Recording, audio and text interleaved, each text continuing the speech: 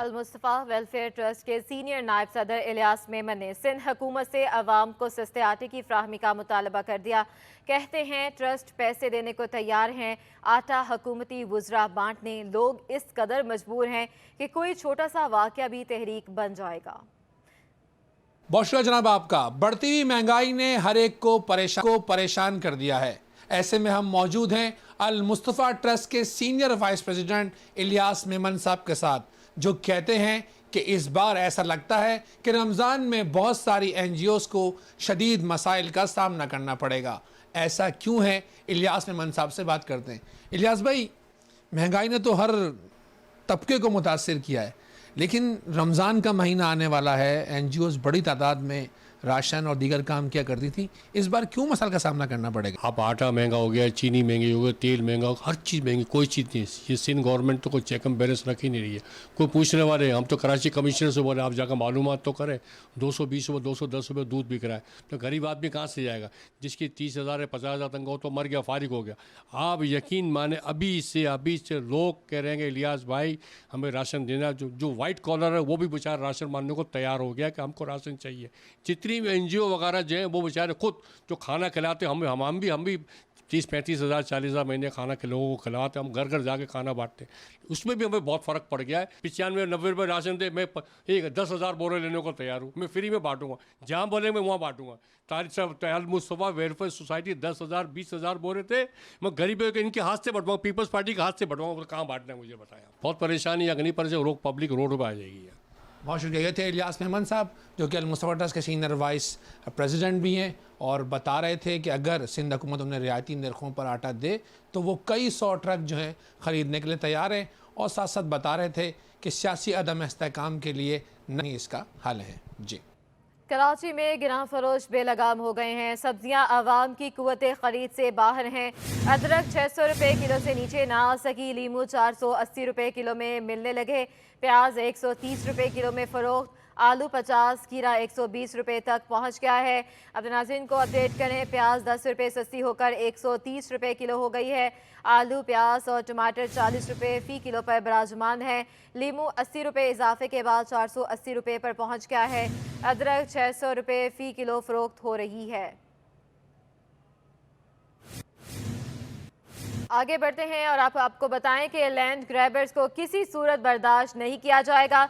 कराची में खेलों के मैदानों पर कब्जा कबूल नहीं करेंगे। गवर्नर सिंध कामरान खान तसोरी ने एक बार फिर वाज़े कर दिया।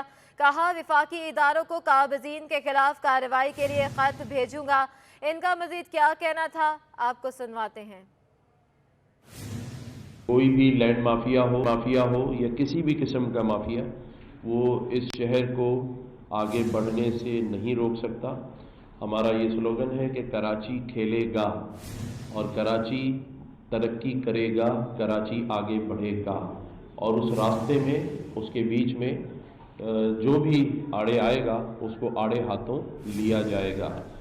और इंशाअल्लाह ताला मैं जैसे पहले भी कहा था कि ख़त लिख रहा हूँ कराची और सिंध में लैंड माफियाज़ के ख़िलाफ़, करप्शन के ख़िलाफ़, और उसमें चौंका देने वाले जिसे कहते हैं वो शर्बा इंकशाफात हैं। मैं इस 4 महीने गफलत से नहीं बैठा हूँ। मैंने एक शख्स को बुला के, चाहे वो बिज़नेस कम्युनिटी से ताल्लुक़ रखता हो या वो इस शहर का नुमाइंदा हो, मैंने तफसीली ख़त तैयार किया है। और क्योंकि मैं वफाक का नुमाइंदा हूँ इस सूबे में, तो वफाकी इदारों को इंशाअल्लाह ताला अनकरीब वो ख़त जाने वाला है। शहर कराची में तकरीबन ही ज़िलों में बचत बाज़ार, रमज़ान बचत बाज़ार लगाने जा रही है। और इंशाअल्लाह ताला वो असल बचत बाज़ार होगा, क्योंकि तमाम ही एसोसिएशंस को बुला रहे हैं यहीं गवर्नर हाउस में। और उनसे इंशाअल्लाह ताला हम ये बात करेंगे कि महंगाई की वजह से आप वो डिस्काउंट दें जिसमें आपकी ख़रीद से ज़्यादा आप उसको डिस्काउंट कर दें, ताकि ये रमज़ान का पूरा बबरकत महीना लोगों को थोड़ा बहुत सुकून मिल सके। पापोश कब्रिस्तान खस्ता हाली का शिकार, कचरे के अंबार लग गए। कब्रिस्तान में जगह जगह मलबे के ढेर भी मौजूद हैं। कब्रिस्तान में कुत्तों की भी बहुतात है। मजीद बताएंगे हमारे नुमाइंदे जवाद आसिफ। जी बिल्कुल, शब बारात की आमद है। इस मुक़द्दस त्यौहार पर लोग अपने गुज़र जाने वालों प्यारों को सलाम कहने के लिए कब्रिस्तानों का रुख करते हैं। इस वक्त मैं मौजूद हूँ पापोश के कब्रिस्तान पे। अगर यहाँ पर हम सफाई सुथराई की बात करें तो वो हमें नाक़िस नज़र आई। जगह जगह पर जो है कचरे के ढेर और मलबे का जो है ढेर हमें यहाँ पर नज़र आया है। इसके अलावा जो है हमें यहाँ पर कब्रों की हालत ज़ार कुछ बेहतर नज़र नहीं आई। यहाँ पर जो है कब्रें टूट फूट का शिकार थीं, उस पर जो है मलबे का ढेर भी गिरा हुआ था। इसके अलावा अगर हम बात करें तो हमें कब्रिस्तान में जो है वो कुत्तों की बहुतात भी नज़र आई और कब्रों के ऊपर से जो है वो कुत्ते चढ़ते हुए नज़र आए और कब्रों की बेहुरमती हो रही थी। इसके अलावा हमें कब्रिस्तान में जो है वो नशई अफराद भी नज़र आए, जो कि यकीनन बाइस तशवीश है और जो मुताल्लिका हुक्काम है, इंतज़ामिया है, उनको इस बात पर सख्त नोटिस भी लेना चाहिए, क्योंकि लोग अब रुक करेंगे 2-3 दिन बाद शब बारात की आमद पर, लेकिन जो है वो यकीनन इस सिचुएशन के पेश नज़र जो है वो सख्त मुश्किलात ना करना पड़ेगा। जी। कराची में महंगाई ने फूलों की पत्तियों को भी अपनी लपेट में ले लिया। शब बारात के करीब आते ही फूलों की पत्तियों की मांग में इजाफा हुआ तो कीमतें भी दुगनी हो गई। मजीद बताएंगे हमारे नुमाइंदे सैयद नुमान गुल। जी हाँ बिल्कुल, शब बारात करीब आते ही फूलों की मांग में इजाफा हो जाता है, क्योंकि जो शहरी हैं, जो लोग हैं, वो अपने प्यारों की कब्रों पर फूल चढ़ाते हैं, फातिहा ख्वानी करते हैं और उसके लिए जो है वो फूलों की दुकानों का रुख किया जाता है। फिर फूल ख़रीदे जाते हैं और उसके बाद जो है वो यहाँ से फूल लेकर जाकर अपने प्यारों की कब्रों पर चढ़ाए जाते हैं। इस वक्त मैं फूल की दुकान पर मौजूद हूँ और फूलों की जो पत्तियों की मांग है उसमें इजाफा हो गया है। मेरे साथ दुकानदार मौजूद है। सर बताइएगा ज़रा, शब बारात करीब आती है तो फूलों की मांग में भी इजाफा होता है, कीमतों में भी क्या इजाफा हुआ है इस बार? बिल्कुल बिल्कुल, बहुत इजाफा हुआ है। पिछली दफ़ा के बनस्बत इस दफ़ा जो है ना डबल रेट हो गया है। हाँ, फूलों की मांग इन दिनों में ज़्यादा होती है और कीमतों में भी बड़ा इजाफा हो गया है। महंगाई की वजह से हर चीज़ में इजाफा हो गया है। यकीनी तौर पर जो दुकानदार हैं उनका ये कहना है कि जिस तरह हर चीज़ की कीमतों में इजाफा हुआ है, उसी तरह फूलों की कीमतों में भी इजाफा हुआ है। और जब जो कस्टमर्स आते हैं, जो लोग फूलों की पत्तियां ख़रीदने के लिए आते हैं शब बारात में अपने प्यारों की कब्रों पे चढ़ाने के लिए, तो फिर वो जो है वो लड़ने लगते हैं जब उन्हें कीमतें पता चलती हैं। और यही वजह है कि महंगाई हुई है तो हर चीज़ की कीमतों में इजाफा हुआ है, जिसके साथ फूलों की पत्तियों की मांग में भी इजाफा भी हो रहा है, साथ साथ उसकी कीमतों में भी इजाफा है। जी। Administrator DMC east Syed Shakeel Ahmed ने कहा है कि शब बारात के सिलसिले में सोसाइटी कब्रिस्तान समेत दीगर कब्रिस्तानों में बल्दियाती खिदमात की फ्राहमी तकमील के मराहिल में है। पार्कों को बेहतर करने के साथ महमूदाबाद में मोनूमेंट की तामीर भी की जा रही है। सैयद शकील अहमद ने कहा कि पार्कों को दुरुस्त करके शहरियों को घरों के करीब तफरीही की फ्राहमी के लिए काम कर रहे हैं। मोनूमेंट्स की तामीर से भी इलाके को खूबसूरत बनाया जा रहा है। उन्होंने अफसरान को पार्कों में काम जल्द मुकम्मल करने की हिदायत भी जारी कर दी।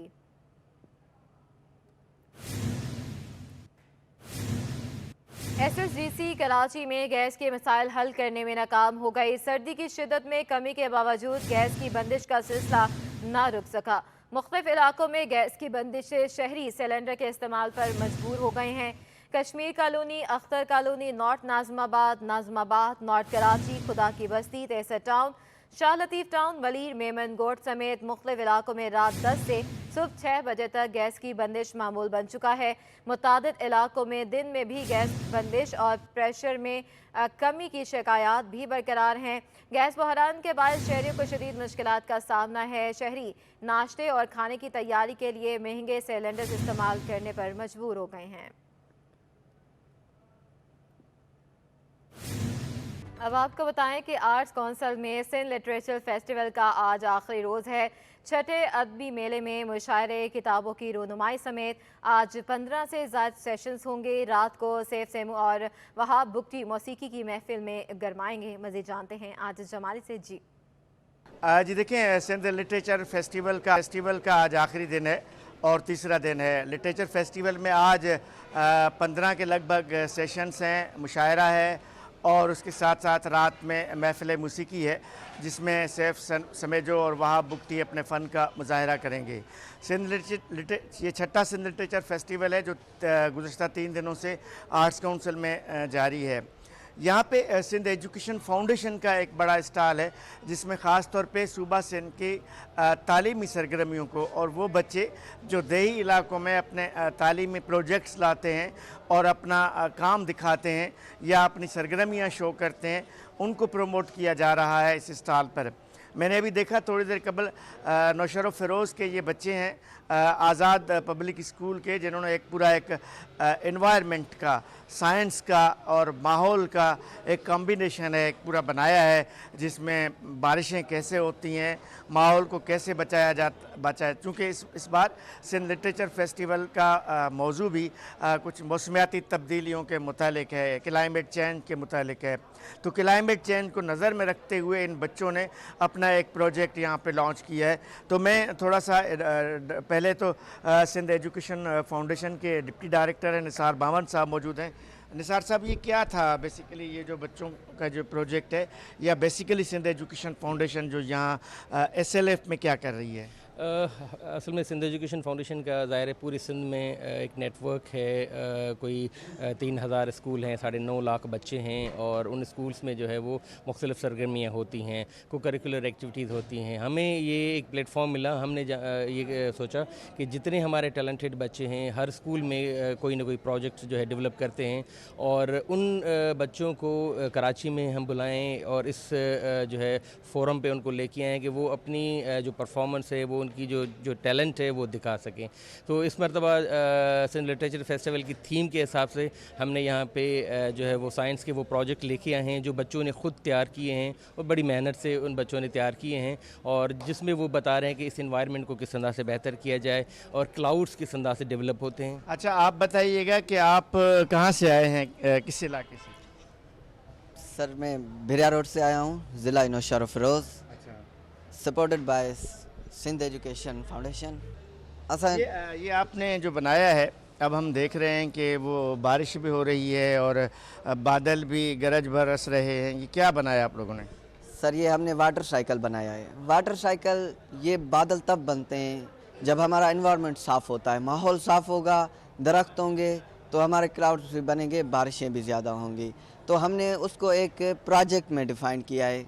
उसका मतलब ये है कि बारिश कैसे होती है और बारिश के दौरान इसमें क्या क्या अमल होता है, ये सब कुछ हमने बनाया है सर। अच्छा, ये सारा कुछ बच्चों ने खुद ही बनाया आप लोगों ने? यस सर, ये हमने हम खुद ने मेहनत करके ये सब कुछ बनाया है।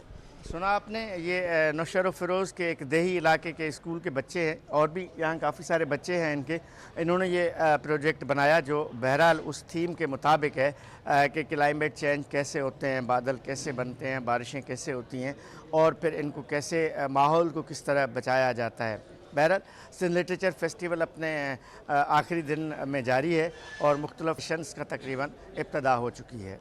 जी, शहर कायद के बासी छुट्टी के दिन का आगाज़ बाहर नाश्ते से करते हैं। बर्न्स रोड पर नाश्ते की दुकानों पर खूब रश लगा है, वहां पर मौजूद हैं हमारे नुमाइंदा अक्सा शाहिद, हमें अपडेट करेंगी।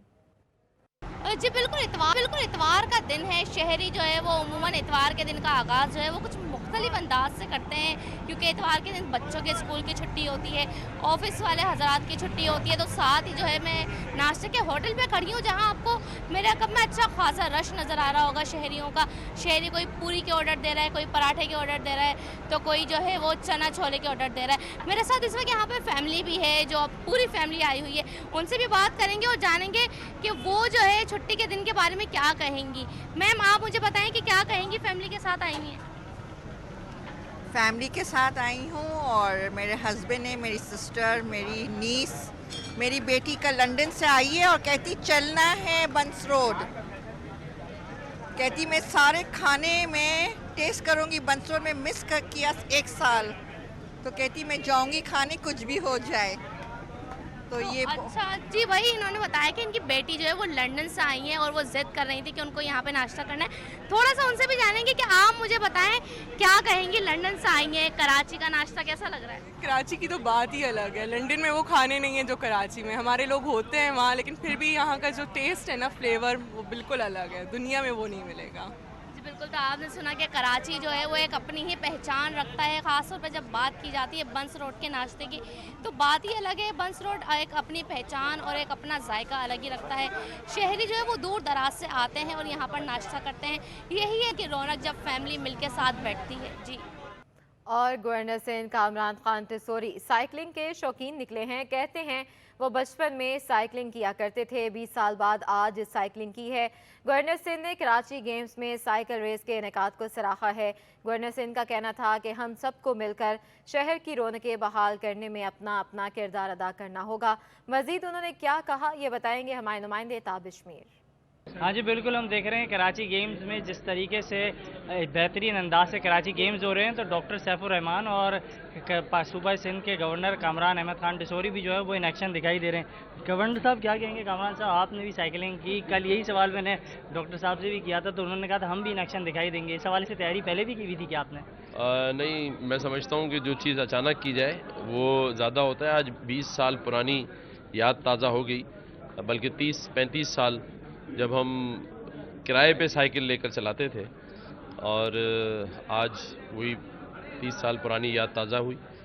इसी तरह मैं चाहता हूँ हर गेम्स में पुरानी यादें ताज़ा हों, और ये शहर जो मध्यम सा होता जा रहा था, रोशनियों के शहर से मुजरिमों के शहर तक जाता जा रहा था। जैसे मैंने पहले दिन ही जब मनसब संभाला था, तो आप सबको याद होगा मैंने कहा था कि इस रोशनियों के शहर को मुजरिमों का शहर नहीं बनने देंगे, मुकाबला करेंगे। और इंशाल्लाह ताला ये सारे लोग एज ए टीम, यहाँ गवर्नर हाउस की जो टीम है, बल्दी उज़्मा की जो टीम है, ये सब मिलजुल कर इस शहर कराची की रौनकों को बहाल करने के लिए हर वो मुमकिन कोशिश करेंगे, रात दिन एक करेंगे, ताकि ये शहर जो पाकिस्तान का दिल है, मईशत का हब है, इसको आगे लेकर चल सकें। और पूरे पाकिस्तान के अंदर, क्योंकि ये शहर जब तरक्की करता है तो पूरा पाकिस्तान तरक्की करता है। सर, ये भी केएमसी स्पोर्ट्स कॉम्प्लेक्स में आर्म रेसलिंग के मुकाबले हो रहे हैं, क्या वहाँ भी आपको इन एक्शन देख सकेंगे हम? देखिए, मैं तैयार हूँ अगर आप चाहते हैं कि अगले 2-3 महीने में बिस्तर में पड़ा रहूँ। बिल्कुल, आपने देखा क्या कुछ कहना था। गवर्नर साहब हमारे साथ मौजूद थे और वो यही कह रहे थे कि इस तरह के इवेंट्स में वो हिस्सा लेते हुए दिखाई देंगे, और वो खुद भी इस इवेंट को काफ़ी ज़्यादा एंजॉय कर रहे हैं। जी। महंगाई की लहर में मोटरसाइकिल के मिड गार्ड की कीमतों में भी इजाफा हो गया है। नए मिड गार्ड की कीमत में 350 से 1100 रुपये तक का इजाफा हो गया है। इस हवाले से मजीद बताएंगे हमारे नुमाइंदे काविश मेमन। जी बिल्कुल, देखें मुल्क में महंगाई की नई लहर के असरात नज़र आने लगे हैं, और ख़ास तौर पे जो मोटरसाइकिल के स्पेयर पार्ट्स हैं उनकी कीमतों में भी इजाफा देखने में आ रहा है। ख़ास तौर पे अगर बात की जाए मिनी बजट के बाद जो सेल्स टैक्स लगाया गया है 17 से बढ़कर 18% हो गया है, उसके बाद मुल्क में महंगाई की नई लहर आ चुकी है, और मोटरसाइकिल की स्पेयर पार्ट्स की मार्केट में ख़ास तौर पर जो मडगार्ड हैं वो सबसे ज़्यादा महंगे हुए हैं। कितना इजाफा हुआ है, मेरे साथ दुकानदार मौजूद हैं, उनसे बात करते हैं। बताइएगा नए और पुराने मडगार्ड की क्या कीमत है? अस्सलाम वालेकुम वरहमतुल्लाह। अब जो 3 महीने पहले मडगार्ड थे 1300 के, अभी ये 1650 के, 350 रुपये बड़े मडगार्ड में। और सफ़ेद वाले एलडी के मडगार्ड थे पहले 2200 के, अभी वो 3300 रुपये के। और लोकल मडगार्ड क्रूम वाले थे पहले 1600 के, अभी जो रेट उनका चल रहा है 2200-2300 रुपये। और एक्सचेंज में मडगार्ड जो 2300 वाले ना 1900 के, और जो 3200 वाले 2900 के, यानी कि 300 रुपये लेस होते हैं मडगार्ड के। और महंगाई बहुत है, कारोबार बिल्कुल नहीं है, लेबर वगैरह समझ लो कि ये महंगी पड़ रही है अभी बहुत, समझ रहे हो। लेबर अखराजात बहुत है, परेशानियां है, लोग टेंशनों में है, बस ये कि गुजर बसर हो रही है जैसे तैसे कर। जी बिल्कुल, इस सिलसिले में जो दुकानदार है उनका ये कहना है कि सेल्स टैक्स लगने के बाद मुश्किलात में इजाफा हो गया है। और ख़ास तौर पर अगर मडगार्ड की बात की जाए तो जो एक वक्त में 1200 या 1300 में मिला करते थे, अब उनकी कीमतों में इजाफा देखने में आ रहा है। वो 1700 की सतह पर पहुंच चुके हैं, जिसके बाद ना सिर्फ स्पेयर पार्ट्स खरीदने वाले जो दुकानदार हैं वो परेशान हैं, बल्कि जो कस्टमर का सामना करना पड़ रहा है। जी बराह रास्त ये चलते हैं आर्ट्स काउंसिल में सिंध लिटरेचर फेस्टिवल का आज आखिरी रोज़ है।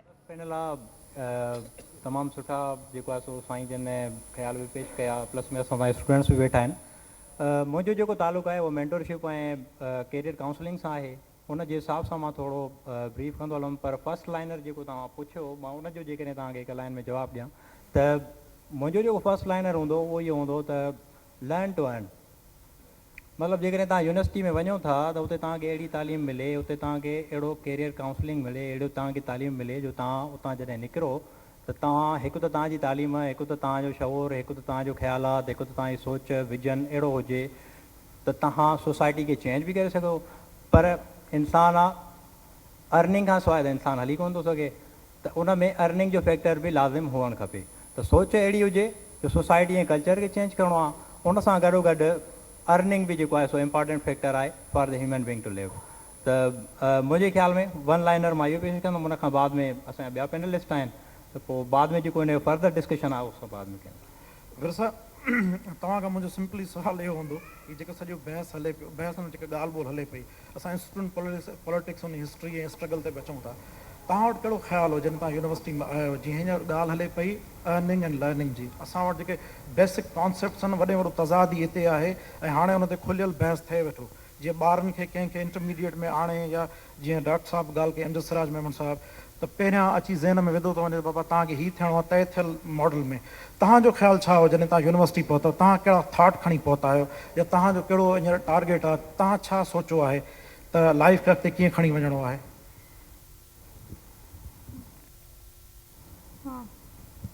थैंक यू जी। मां ॿुधां पई स्पीकर जेका रिस्पेक्टेड स्पीकर जेका ॻाल्हि कई, कुझु इख़्तिलाफ़ आहे मूंखे, कुझु मां अग्री बि कयां थी सर्जन सां जेका ॻाल्हि कनि।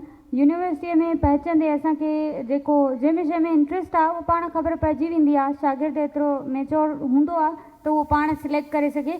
हा, इहो असां में रुझान रहियो आहे समाजी तौर ते, त जेके वालदेन आहिनि या घर जो प्रेशर हूंदो आहे उहो कॉन्स्टेंटली ईंदो रहंदो आहे। पर मां सम्झां थी त हर ॻाल्हि में असांजी सियासत ज़रूरु इन्वॉल्व आहे, त पॉलिटिक्स जेका आहे उहा स्टार्टिंग खां ई आहे, स्टूडेंट्स उन जे थ्रू ई सिखंदा आहिनि। स्टडी सर्कल्स थींदा आहिनि, कॉलेज हुजे या यूनिवर्सिटी हुजे, या इवन ॿार हूंदा आहिनि त उहे बि उन्हनि सर्कल्स खे अटेंड करे सिखंदा आहिनि।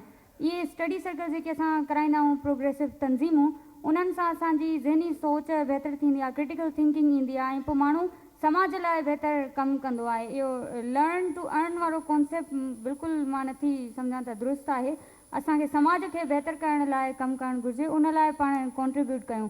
जेका फील्ड आहे, जेको शोबो आहे, उन में एक्सपर्टीज़ हुजनि त असां उन में शोबे में बहितर कमु करे सघूं। त इहो तॾहिं थींदो जॾहिं असां सभु पाण में विहूं, डिबेट डिस्कशन थियनि, डिस्कोर्स थिए पॉलिटिकल, त उन सां शागिर्द बहितर सिखी सघंदा। जय, तव्हांजो छा ख़्यालु आहे? तव्हां हींअर माना सिंध यूनिवर्सिटी में आहियो, तव्हां वटि इहो कहिड़ो कॉन्सेप्ट हो जॾहिं माण्हू यूनिवर्सिटी में अचनि था, नौजवान दोस्त या नियाणियूं अचनि थियूं, त उन्हनि वटि छा थॉट क्लियर आहे त हू जंहिं सब्जेक्ट में वञनि था इहो ई सब्जेक्ट आहे, हुन जी चूंड आहे, या उहे बि मुंझारनि जो शिकार आहिनि, जंहिंखां पोइ मुसलसल मुंझारनि खां पोइ जॾहिं उनखे डिग्री मिले थी त उन जी मार्केट वैल्यू बि नथी रहे ऐं हिकिड़े क़िस्म जो ख़ुदि लाइफ में कंटिन्यूस डिप्रेस थी था वञनि। तव्हांजी ऑब्ज़र्वेशन हिन बाबति छा आहे? एजुकेशन जो कॉन्सेप्ट छा हुजणु घुरिजे? महिरबानी जुनेद। माना जॾहिं बि असां माना तालीम माहौल या ॿियनि सवालनि ते ॻाल्हायूं था त थोरो असां हुनखे हिस्टोरिसिटी में ॾिसूं त वधीक बहितरु आहे। बजाइनि जे जेका अमजद साहिब बि ॻाल्हि कई ऐं साईं नसीर बि ॻाल्हि कई त माना उहो इंडिविजुअल आहे, उहो सब्जेक्ट आहे जेको इन सोसाइटी में, त हुनखे इहो चूज़ करणु घुरिजे त डिग्री माना कहिड़ी डिग्री आहे जंहिंजी मार्केट वैल्यू आहे। पर पोस्ट कॉलोनियल स्टेट्स में पाकिस्तान जो एटीट्यूड कहिड़ो रहियो आहे एजुकेशन ॾे, उनखे बि थोरो असांखे ॾिसणु लाज़मी आहे। माना जॾहिं पाकिस्तान US जो अलाए पियो थियो ऐं इंडिया बि US जो अलाइज पियो थियो, त ॿिन्ही मुल्कनि सां इहा पुछियो वियो त तव्हांखे छा घुरिजे, त उन वक़्त जे प्राइम मिनिस्टर हिंदुस्तान जे नेहरू चयो त मूंखे MIT जहिड़ो इदारो घुरिजे, ऐं IIT जेको अॼु पूरी दुनिया में लीड थो करे सॉफ्टवेयर में उन्हनि शयुनि में। जॾहिं असांजे हुक्मराननि सां पुछियो तव्हांखे छा घुरिजे, त हिननि चयो त असांखे हिंदुस्तान मां ख़तरो आहे, तंहिंजे करे असांखे टैंक ॾियो, बारूद ॾियो, गोला ॾियो, बम ॾियो। ठीकु आहे, सिरे सां ई असांजी जेको रियासत आहे उनजो एटीट्यूड एजुकेशन आहे इहो ई रहियो आहे। ठीकु आहे, तव्हां 55 खां वेंदे 2020 ताईं सिंगल नेशनल करिकुलम आहे, एजुकेशन पॉलिसीज़ तव्हां खणी ॾिसोसि त कीअं हिकिड़ो ज़हन ठाहियो थो वञे। अर्निंग ऐं लर्निंग वारे मामले ते जॾहिं असां अचूं था न, त आई सोलेली जेको पर्पज़ आहे माना हिन जो एजुकेशन जो, उहो अर्निंग आहे, लर्निंग आहे ई कान। कहिड़ी लर्निंग आहे असांजे इदारनि में? तव्हां ॿुधायो त वाक़ई हिकिड़ो अहिड़ो सब्जेक्ट तयारु थिए थो, माना जीअं ज़िया जे दौर खां पोइ तालीमी इदारनि अंदरि एफिडेविट मुतारिफ़ करायो आहे त जेको बि स्टूडेंट आहे उहो पॉलिटिक्स में पार्टिसिपेट न कंदो। ऐं ईअं ई जेका मार्केटाइज़ेशन आहे एजुकेशन जी, उहो 80s खां ऑनवर्ड माना शुरू थी आहे, हिन महिल ताईं बि इहा थी आहे। माना रिसेंटली हिकिड़ी यूनिवर्सिटी आहे इस्लामाबाद कैपिटल में, जिते हुनजी इनरोलमेंट 2500 खां 8,500 थी आहे विदिन माना ईयर्स, माना 1-2 सालनि में। त अंग एॾो वधे पियो, एॾो डेस्परेट हिकिड़ो नौजवान आहे जेको माना डिग्री डिग्री डिग्री डिग्री। माना मां जॾहिं फॉर्म भराया यूनिवर्सिटी में, मूंखे 10 चॉइसूं ॾिनियूं हुयूं, ठीकु आहे, चॉइसिस 10 थींदियूं आहिनि छा, ऐं मूंखे आख़िरी इकनॉमिक्स मिली, माना माना छा करेसि माण्हू, जॾहिं तव्हां वटि माना चॉइसिस 10 हुजनि, चॉइस का हिकिड़ी थींदी आहे न। ऐं रही ॻाल्हि मार्केट वैल्यू जी, त अॼु खां माना असां 70s में ॾिसूं, 60s में ॾिसूं त शागिर्द फ़लसफ़े में बि पढ़ंदा, सोशियोलॉजी में बि पढ़ंदा, सोशल वर्क में बि पढ़ंदा, ऐं खोड़ सारा ॿिया सब्जेक्ट में, हिस्ट्री आहे, एंथ्रोपोलॉजी, हुन में पढ़ंदा, पर उहो सब्जेक्ट वीरान थियनि पिया। सितम ज़रीफ़ इहा आहे त सिंध यूनिवर्सिटी जे फ़लसफ़े डिपार्टमेंट खे बंदि करण जूं ॻाल्हियूं पिए थियूं त हाणे बंदि कयो, छाकाणि जो कमी न आहे, कारजी न आहे समाज में। त माना तव्हां जेका उहा जेका वैल्यूएशन ठाहियो था डिग्री जी, उहो कहिड़नि बुनियादनि ते ठाहियो था। हिन महिल तव्हांखे हज़ार इंस्टीट्यूट मिलंदा पाकिस्तान में, जेके BBA कॉमर्स तव्हांखे कराईंदा हुजनि, ACCA CA कराईंदा हुजनि तव्हांखे, ठीकु आहे, थोरो घणो BPA ऐं इकनॉमिक्स ऐं इहे सभु सब्जेक्ट जेके अची था वञनि, छाकाणि जो उनजो जेको रिटर्न रेट आहे, आउटपुट आहे, उहो घणो आहे। हाणे फ़लसफ़े शागिर्द काॾे वञे, ठीकु आहे, जेका ज़मानत रियासत खे ॾियणु घुरिजे, जेका पंहिंजे आइन में किथे लिखत में ॾिए थो, तालीम तव्हांजो बुनियादी हक़ आहे, तव्हांखे मुफ़्त में प्रोवाइड कयो वेंदो। त तालीम सां तव्हां अर्निंग कीअं था करे सघो, लर्निंग वारो ई पर्पज़ हुजे न तालीम सां, त माना अर्निंग वारो किथे ठहे ई कान थी ॻाल्हि, त माना तव्हां अर्न कयो हुन मां। सो सिंपली मुंहिंजो चवण जो मक़सदु इहो आहे त तव्हां माना ईअं शयुनि खे जेकॾहिं माना बाइफर्केट करे जेकॾहिं एनालिसिस कंदो, त माना इंडिविजुअल जो ॾोह आहे, त किथे न किथे तव्हां सिस्टम खे बि ॾुआरी कयो, त ओड़ो इंडिविजुअल सब्जेक्ट तयारु कीअं थो करे, उनजी ज़हनसाज़ी कीअं थो करे। माना शुरू खां वेंदे तव्हां वटि 2 चॉइसिस आहिनि, या इंजीनियरिंग या मेडिकल, छाकाणि जो तव्हांखे हुते ॾाढी हिकिड़ी सिक्योरिटी आहे न एम्प्लॉयमेंट जी। तव्हां डॉक्टर थींदो ऐं माना श्योरली तव्हां माना को जॉब तव्हांखे सुठी मिली वेंदी, प्राइवेट या गवर्नमेंट सेक्टर में ॾाढी हिकिड़ी सिक्योरिटी आहे। पर किथे बि असांखे नथो ॿुधण में, तूं फिलॉसफी में वञ, तूं फलाणे सब्जेक्ट वञ, तूं हिन में वञ, छाकाणि जो स्कोप न आहे। उहो स्कोप कीअं किरियो आहे हिस्टोरिकली, असां जॾहिं शयुनि खे ॾिसूं था, उहो स्कोप ईअं ई किरियो आहे, तव्हां हिकिड़नि डिग्रीज़ खे फूके ॾेई छॾी। मसइलो मौक़नि जो बि आहे नसीर साईं, माना सिर्फ़ु ईअं न आहे त माना तव्हां वटि को इंडिविजुअल आहे, उनजो ॾोह आहे, उन में अहलियत कान्हे, उनजी काउंसलिंग कोन्हे। जेकॾहिं लम्सी टेस्ट में माना 2000 आइंस्टाइन जहिड़ा दिमाग़ विहारूं, तॾहिं बि पास थींदा 500, छाकाणि सीटूं 500 आहिनि, ठीकु आहे। ॻाल्हि हिते मौक़नि जी आहे, अहलियत जी न आहे। हर मूं में बि अहलियत आहे, हिन में बि हिकिड़ो मिस्त्री आहे जेको इंजण ॿधे थो, हुन में बि अहलियत आहे, उहो बि स्किल हिकिड़ो अक्वायर करे थो न। त लर्निंग ईअं ई आहे न, जेका माना ॾाढी हिकिड़ी माना प्रैक्टिस बेस्ड हुजे, जेका सिखण जो 2015 खां नज़ीर साईं किताब न आयो सेंट्रल लाइब्रेरी थी सिंध यूनिवर्सिटी में, बजट ई बंदि करे छॾियो आहे। सेमिनार जी पर सेमेस्टर 400 रुपया फी था वठनि, हाणे जेको मुफ़्त हूंदो। अख़बारूं तव्हां वटि जेके कंहिं दौर में 15-15 ईंदियूं, हाणे सिर्फ़ु हिकिड़ी अख़बार ईंदी आहे, काव साईं, शागिर्द को हिकिड़ो पनो होॾां छिनियो पियो हूंदो, को हेॾां छिनियो पवंदो। तव्हांजो एटीट्यूड कहिड़ो आहे, तव्हां इदारनि जे मथां इदारा था ठाहो, हिकिड़नि इदारनि खे तव्हां सुधारियो। 32,000 जी इनरोलमेंट आहे सिंध यूनिवर्सिटी में, यूनिवर्सिटी इंतिज़ामिया ऐं सिस्टम इन ते बि न आहे जो माना उन्हनि खे रिहाइश प्रोवाइड करे सघे। 4000 शागिर्द रही था सघनि, शागिर्द हाणे खे रिहाइश नथी मिले, ठीकु आहे। पर सिंध हुकूमत छा थी करे, IBA खे ग्रांट ॾिनी अथई 125 अरब, ठीकु आहे, पर उन्हनि सरकारी इदारनि खे न ॾिनी अथई। त माना मॉडल कहिड़ो आहे तव्हांजो। मुफ्ता इस्माइल बि तव्हांजो किथे प्रेस कॉन्फ्रेंस चए थो न, त कोपिन सिस्टम कयो एजुकेशन जो, जीअं शागिर्द लोन बि वठे, ठीकु आहे, त उहो पंहिंजी पढ़ाई करे बाद में रिटर्न करे। किथां कंदो रिटर्न, जॾहिं तव्हां वटि एम्प्लॉयमेंट ई कान्हे। ठीकु आहे, इहो सिस्टमैटिक ॾाढो सवाल आहे। जी तव्हांजी ॻाल्हि अची कंप्रीहेंसिव, फर्दर इन डिटेल ॻाल्हायूं था। ऐं तव्हां जेका ॻाल्हि रखी, त असांजो हिन सवाल करण जो मक़सदु इहो हो त हाल में वेठल छाजे करे बुनियादी शयूं असां एजुकेशनल इंस्टीट्यूट से ॻाल्हायूं था, स्टूडेंट से ॻाल्हायूं था, पर जेको पर्पज़ आहे एजुकेशन, उन जा कॉन्सेप्ट त क्लियर हुजणु घुरिजनि, बुनियादी शइ आहे। छाकाणि त असां वटि जेको कॉन्सेप्ट आहे उहो सिर्फ़ु डिग्री ओरिएंटेड एजुकेशन आहे, उहो डिग्री ओरिएंटेड एजुकेशन में मख़सूस डिग्रियूं आहिनि। ऐं जॾहिं समाज जी हिकिड़ी रियलिटी आहे, उहा असां सभिनि खे सम्झणो पवंदो कि सॼी तव्हां इंसानी तारीख़ खणी ॾिसो, समाज इर्तिका कंदो रहंदो आहे, समाज जे अंदरि उहा ई शइ कंज़्यूम थींदी आहे जंहिं मां समाज जो सिस्टम हले थो, उन जो डायरेक्ट तालुक़ु इकोनॉमी सां आहे।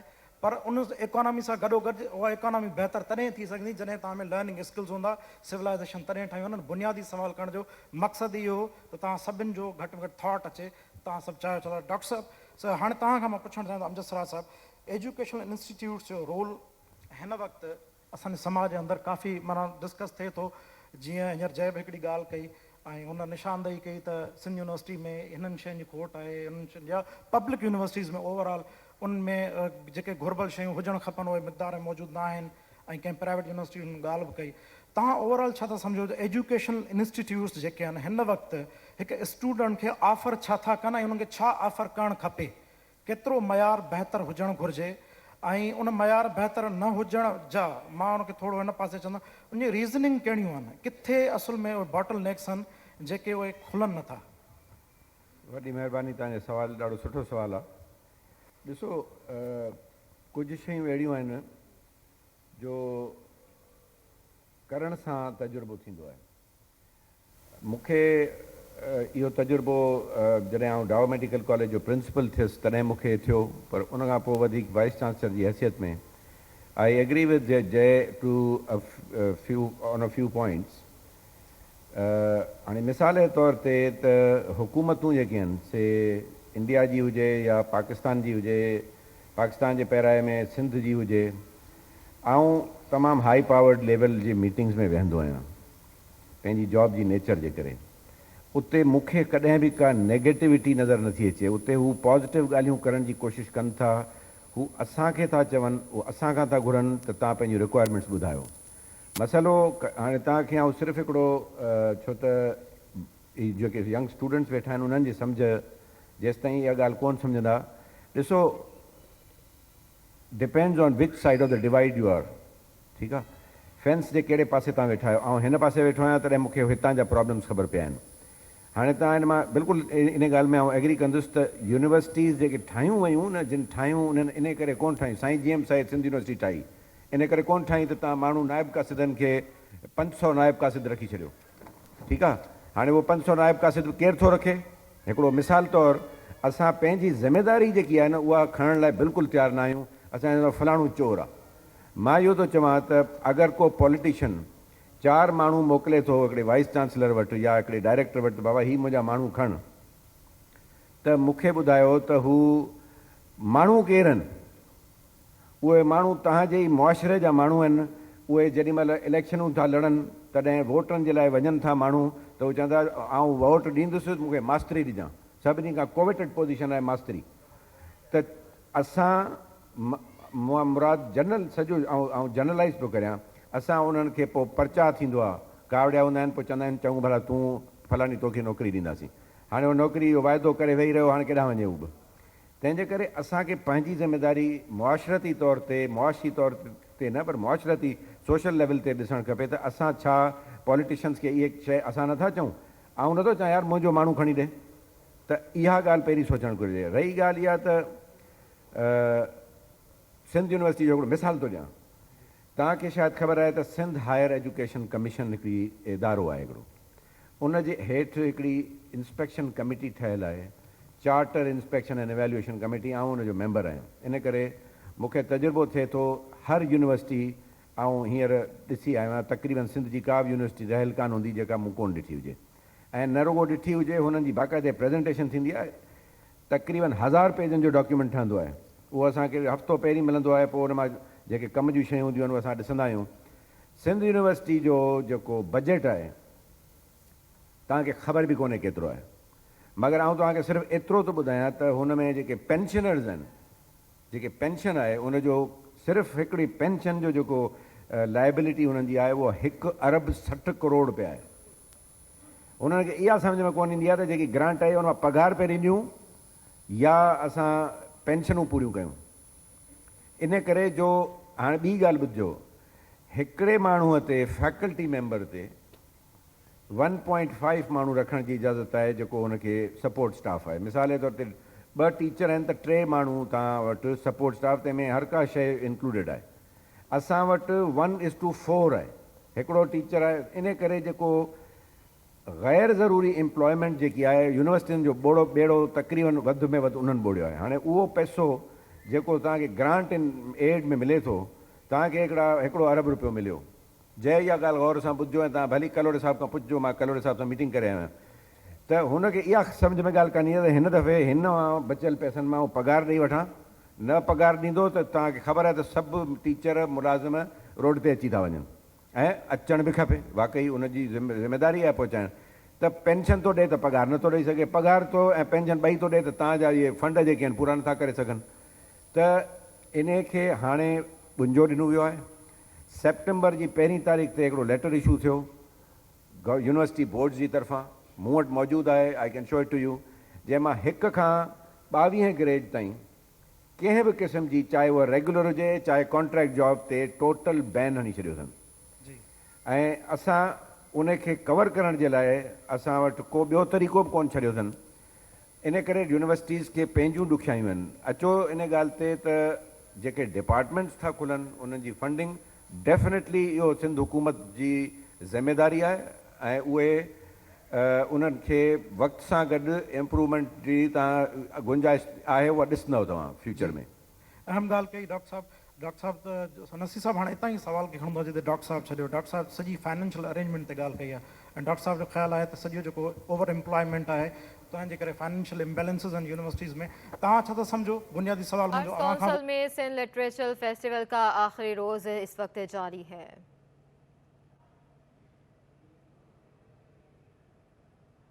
आगे बढ़ते हैं। कतियाना मेमन बॉयज़ सेकेंडरी स्कूल के तलबा ने बल्दिया जोन DTS हरियाली हब रिसाइकलिंग प्लांट का मुतालियाती दौरा किया, जहां इन्हें कचरे की रिसाइकलिंग के अमल का मुशाहिदा भी कराया गया।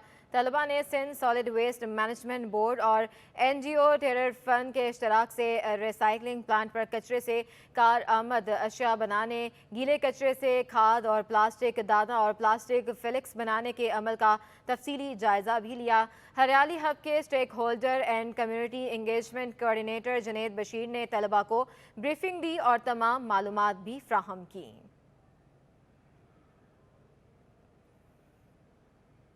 और राशिद लतीफ़ क्रिकेट एकेडमी में जारी restaurant banquet and food industry cricket tournament cafe Qabail ने जीत लिया है। राशिद लतीफ़ क्रिकेट एकेडमी में जारी restaurant banquet and food industry cricket tournament का इख्तिताम हो गया। टूर्नामेंट के 18 मैचेस का इनेकाद राशिद लतीफ़ क्रिकेट एकेडमी और TMC ग्राउंड में हुआ। इवेंट में 6 टीमों ने हिस्सा लिया। फाइनल में कैफे कबाइल ने फतह समेट कर टाइटल जीत लिया। टूर्नामेंट की इख्तितामी तकरीब से गुफ्तगू में मुर्तज़ा वहाब ने खेलों की सरगर्मियों को फ़रोग देने की ज़रूरत पर जोर देते हुए कहा कि सियासत से हटकर भी काम किया जा सकता है। मैं समझता हूँ सियासतदान तो हर तरह के खेल खेलते हैं, ये वाला भी खेलते हैं, बाकी सियासी खेल भी होते हैं। तो हमारे जो नाक़िदीन हैं वो तो वैसे ही इल्ज़ाम लगाते रहते हैं कि पीपल्स पार्टी हमारे साथ खेल रही है। तो मैं समझता हूँ जो हमारा खेल है वो बेहतरी का खेल है, कराची की बेहतरी का खेल है। उमैर इदरीस बोले कि पूरी कोशिश होती है इस तरह के टूर्नामेंट में हिस्सा लेकर कराची को तरक्की और खुशहाली की जानिब गामजन करने में किरदार अदा करूँ। कराची की इस वक्त जितनी क्रीम क्रिकेटर्स हैं उन्होंने पार्टिसिपेट किया और जितने ये कहा जा सकता है कि जो मैक्सिमम पॉसिबल प्लेयर्स हमारे पास अवेलेबल थे उन्होंने खेला। कोई फर्स्ट क्लास और इंटरनेशनल लेवल्स के प्लेयर्स नहीं थे, लेकिन लोकल लेवल्स के प्लेयर्स ने इसमें पार्टिसिपेट किया। टूर्नामेंट ऑर्गेनाइजर सलमान शेखानी का कहना था कि गुज़श्ता कई सालों से वो क्रिकेट के मुख्तलिफ टूर्नामेंट का इनेकाद करवाते आ रहे हैं। यह सिलसिला आइंदा भी जारी रखेंगे। टूर्नामेंट के अख्तिताम पर फातेह टीम को ट्रॉफी और मुख्तलिफ इनामात भी दिए गए। कैमरामैन शेर फराज के हमरा शुएब मुख्तार, City 21।